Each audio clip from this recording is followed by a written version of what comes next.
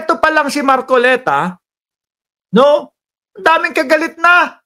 Pati yata si Ben Tulfo kaaway na ni Marcoleta. Magandang gabi sa inyo.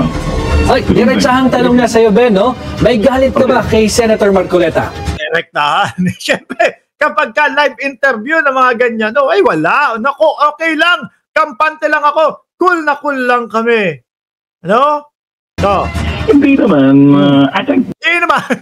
Pero pagka off-cam ho kay Ben Tulfo, mga kababayan, alam nyo yung ibig sabihin. Alam nyo, ha?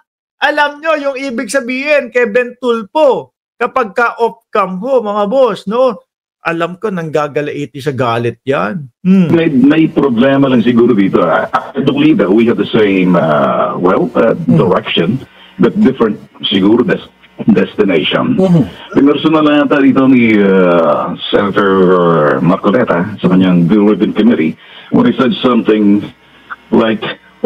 Gusto niya, siya lang.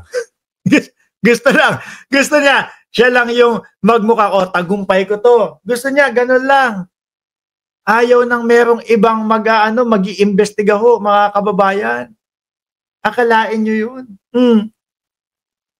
Nagagalit nga din kay Laping Lacson at kay doon kay pangalan nito, Kiko Pangilinan. No, talaga. Alam niyo maramdamin itong tao na ito.